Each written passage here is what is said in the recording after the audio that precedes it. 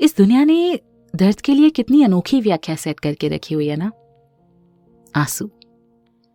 आप लोगों ने भी अनुभव किया होगा कि दुनिया ने दुख को, दर्द को, तकलीफ को नापने का ये जो पैमाना बनाया है वो है कि तुम्हारे आंसू कितनी देर तक गिरे, कितनी देर तक तुम्हारी आंखें लाल रहीं।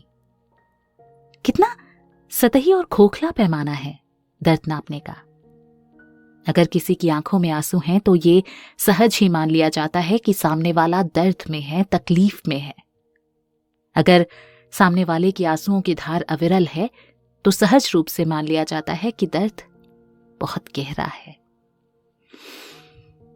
मगर पता नहीं क्यों मुझे लगता है कि दर्द की ये परिभाषा और लक्षण बड़े ही सतही ढंग से सेट किए गए हैं। जानते हो, इससे आगे भी दर्द का इजहार होता है। जी हां, आंसुओं का बहना दर्द का बहुत ही प्रारंभिक रूप है। इसके बाद आंसू बहुत ज्यादा नहीं बहते और एक समय के बाद तो केवल आंसू के नाम पर रह जाती है एक हल्की सी नमी इन आंखों में। जब भी तुम आंखों से आंसू बहने लायक दर्द से गुजर रहे होगे तो बस एक हल्की सी नमी आपकी आंखों के पोर तक आकर रुक जाएगी। हां, मगर अंदर कहीं हूक उठ रही होती है। दर्द की लहरें बड़ी जोर से इस दिल पर चोट कर रही होती हैं और दिल की वो चोट ही अंदर हूक बनकर रह जाती है और वो बाहर नहीं आ पाती। दर्द समेट लेता है खुद को तुम्हारे दिल तक और तुम्हारी आंखों के पोर तक। बस दर्द अब तुम्हारी आंखों से लुढ़क कर तुम्हारे गालों तक नहीं आता। अब तुम्हारे रोने की आवाज गले से बाहर नहीं आती। अब जो हूक उठती है वो केवल दिल के अंदर तक रह जाती है। दर्द का ये पड़ाव तुम्हें सिखाता है कि दर्द का बढ़ना उसे दुनिया के सामने जाहिर करना नहीं है, उसे पीना है, उसे खुद तक समेट कर रखना है, उसे बहिर्मुखी ना बनाकर अंतर्मुखी बनाना है। इंट्रोवर्ट, फिर जब इस हद को भी पार कर जाता है दर्द तो सूख जाती है वो नमी भी। नहीं आती इन आंखों में नमी और ऐसे लोगों को अक्सर दुनिया कहती है पत्थर दिल। तुम लोग जिनको पत्थर दिल कहते हो ना, सुनो, वो बड़े नाजुक दिल होते हैं। उनका दिल तुम्हारे एक इशारे भर से भर आता है। अगर दर्द को नापने का पैमाना तुमने आंखों के भराने की जगह दिल का भराना रखा होता ना, तो समझ आता कि जिन्हें तुम पत्थर दिल कहते हो वो बड़े कोमल दिल हैं। मगर माना कि दिल का भराना नहीं देखा जा सकता, जबकि आंखों का भराना सबको दिखाई देता है।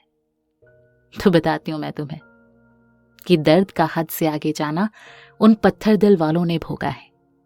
उनकी आंखों में अब आंसू नहीं आते क्योंकि सूख गए हैं वो। आखिर आंसुओं के बहने की भी तो एक सीमा है ना।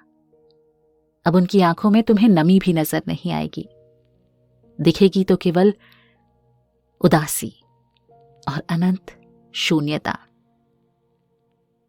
ऐसे लोगों ने गुजारी है एक उम्र दर्द में।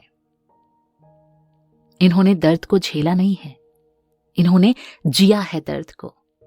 इन्होंने संधि कर ली होती है दर्द के साथ कि तुम अब आंखों से नहीं बहोगे और बदले में मिलेगी तुम्हें दिल में रहने के लिए एक स्थायी जगह।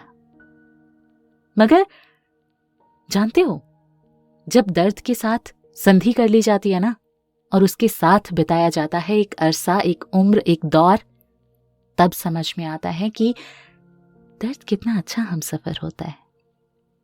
जी हां, इससे अच्छे हमसफर को तुम्हें आज तक नहीं तलाश कर पाए। अब तुम्हें दर्द से मोहब्बत हो जाती है, तुम्हें खुद को जानने में अब कोई दिलचस्पी नहीं रहती, तुम्हें ईश्वर को जानने में कोई रुचि नहीं रहती। अब तुम्हें सिर्फ दर्द में रुचि रहती है। केवल इसके तल को देखना रहता है, केवल इसमें डूबना है। और अब ये तुम्हारा सुकून है और अब यही तुम्हारी ऊर्जा भी है। और अब ये तुम्हारे साथ तुम्हारी नसों में बहता है। अब तुम महसूस करते हो कि दरअसल अब तुम्हारे हृदय को यही स्पंदित कर रहा है और अब ये तुम्हें जिंदा दिल बना रहा है। अब ये तुम्हारी जिंदगी को नीरस नहीं होने देता। अब तो ये तुम्हें कई बार गुदगुदा भी देता है। गहन पीड़ा की मुद्रा में अब तुम हंस रहे हो, और वो भी दिल से। बड़ा अद्भुत है ये रहस्य, मगर सत्य है। अब तो इसके तल तक जाने में बड़ा आनंद आने लगा है। जी हां, दर्द के तल तक की यात्रा बड़ी पुरसुकून होती है, और उस तल पर बैठे व्यक्ति को किसी चीज से कोई फर्क नहीं पड़ता। वो जहां होता है वहां उसकी सारी जिज्ञासा शांत हो जाती है। वो नहीं खोजने जाता सांसारिकता, नहीं खोजने जाता ईश्वर को, नहीं खोजने जाता वो स्वयं को।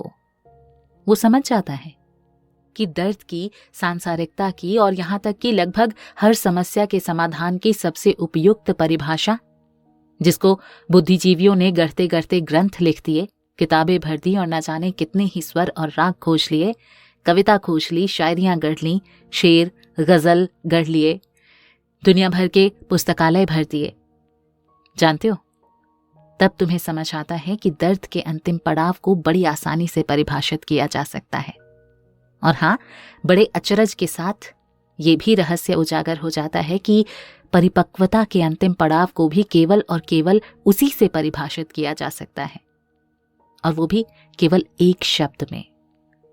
दुनिया में दर्द की हद को, उसके अंतिम पड़ाव को, उसके तल को, उसकी गहराई को जाहिर करने का और परिभाषित करने का केवल और केवल एक ही उपयुक्त क्रिया और शब्द आपको मिलता है, और वो है मौन।